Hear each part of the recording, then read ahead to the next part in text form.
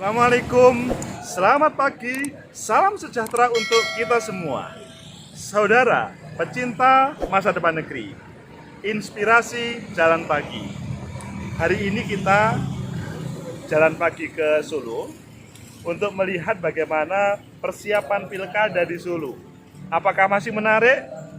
Kita kupas satu persatu bagaimana posisi partai politik yang mempunyai kendaraan ketika dia tidak mengajukan kader sendiri, bagaimana nasibnya? Wacana yang diajukan partai politik perseorangan menjadi tema pagi ini. Ayo kita kupas satu persatu. Saudara, pecinta masa depan negeri, kontestasi Pilkada 2020 di Solo menarik karena rekomendasi DPC PDI Perjuangan tidak disambut oleh DPP partai politik. Apa yang diusulkan dari sini berbeda dengan yang turun. Apakah hal itu menjadikan selesai proses politik? Tentu tidak. Berbagai cara masih bisa digunakan. Dan bagaimana menghasilkan pemimpin terbaik di Solo itu salah satu yang harus dilalui. Sebuah kritik bagi kita bersama, rekomendasi DPP partai politik itu sering berbeda dengan yang ada di bawah. Dan itu wewenang DPP karena memang DPP mempunyai catatan program bagaimana menyusun seluruh Indonesia 270 daerah itu wewenang DPP. Tetapi ketika Indonesia menjadikan otonomi daerah, maka sebetulnya rekomendasi dari DPC itu merupakan hal yang penting. Sehingga menurut saya ini merupakan salah satu masukan kepada DPP partai politik apapun partainya. Ketika ada rekomendasi dari DPC dari level bawah, itu merupakan catatan yang baik supaya mereka yang tahu di level bawah itu tidak merasa diabaikan begitu saja, atau mereka lebih maksimal dalam proses karena mendapat rekomendasi dari DPP. Cinta masa depan negeri, kontestasi di Solo tetap menjadi magnet yang dahsyat. Bagaimanapun, presiden pernah hadir di sini. Sekarang anak presiden maju sebagai bakal calon. Pro dan kontra muncul, positif negatif muncul, tapi kita harus menjalani semuanya. Kontestasi merupakan simbol bagaimana demokrasi hadir di Solo.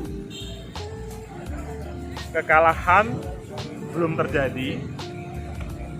Semua bisa berusaha, bisa mendapat meraih kemenangan. Maka tidak perlu pesimis, tidak perlu merasa kecil hati.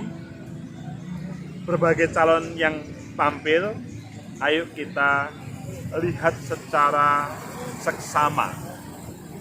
2005 Pak Joko Widodo itu bukan siapa-siapa di Solo, tapi selanjutnya bisa dihadirkan menjadi wali kota Solo 2 periode, pada periode kedua selanjutnya menjadi gubernur DKI, terakhir menjadi presiden.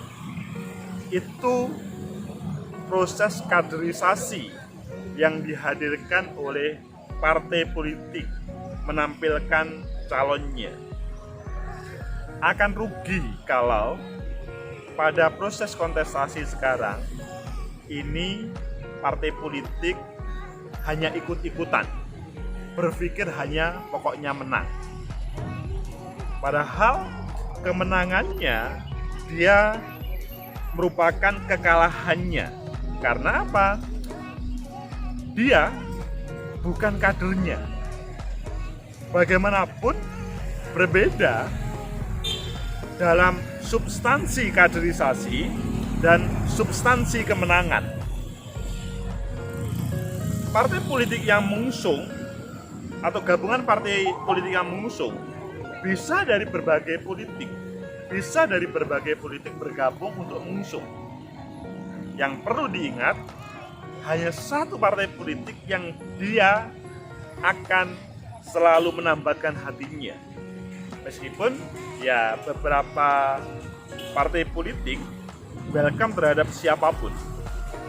Maksudnya, kadang ada calon, maksudnya kadang ada kader yang mereka itu maju kontestasi. Kadang partai A, kadang partai B, kadang partai C. Ini merugikan partai. Karena dia pernah di kader tapi ketika sudah jadi malah lari. Apakah teman-teman partai politik menginginkan hal itu terjadi pada partainya? Itu sebuah autokritik terhadap teman-teman partai politik.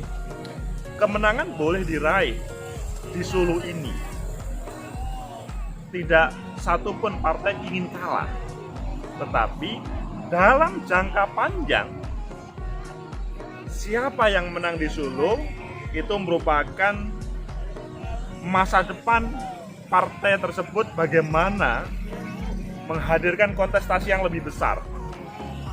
Kalau sebatas cukup bangga dengan kemenangan dan tidak bisa berbuat apa-apa, lihat masa depan partai tersebut. Dia tidak bisa mandiri, tidak bisa mengelola negara, daerah, karena berbagai ide dan gagasannya itu relatif tidak terperhatikan. Karena kan yang paling utama adalah program, visi misi yang selaras dengan partai utamanya, di mana yang bersangkutan itu menambatkan hatinya. Sehingga sebuah kritik ini merupakan catatan bagi semua elit partai bagaimana menghadirkan calon pada 4-6 September nanti. Apakah saudara terasa? Ayo introspeksi sebelum memutuskan, sebelum menghadirkan para bakal calon pada kontestasi pendaftaran di depan KPU. Bagaimana sikap PKS atau teman-teman partai yang lain yang kemungkinan tidak mengusung kalau mereka abstain? Kan berbeda ya antara pilkada sama pilpres. Kalau pilpres 2014 dahulu, kita masih ingat, partai politik yang tidak mengusung calon presiden, maka dia didiskualifikasi. Dia tidak dilibatkan dalam pemilu selanjutnya. Tetapi kalau di pilkada 2020, khususnya di Solo, tidak. Kalau abstain, ya silahkan. Itu hak partai, bahkan hak pribadi untuk memilih dan tidak memilih. Meskipun ini adalah, kalau terlibat dalam proses kontestasi, mereka memberikan sumbangsi. Saudara, pecinta masa depan negeri, pilihan PKS boleh, pilihan partai-partai lain boleh. Yang pasti bahwa ke depan itu ada dua bakal pasangan calon yang maju dari partai politik Mas Gibran sama Teguh, yang dari perseorangan Baju. Kita tidak berbicara pro dan kontra tentang itu, tetapi ini harus berjalan yang ada di kota Solo. Saudara pecinta masa depan negeri, like, subscribe, and share. Semoga ada manfaat. Terima kasih.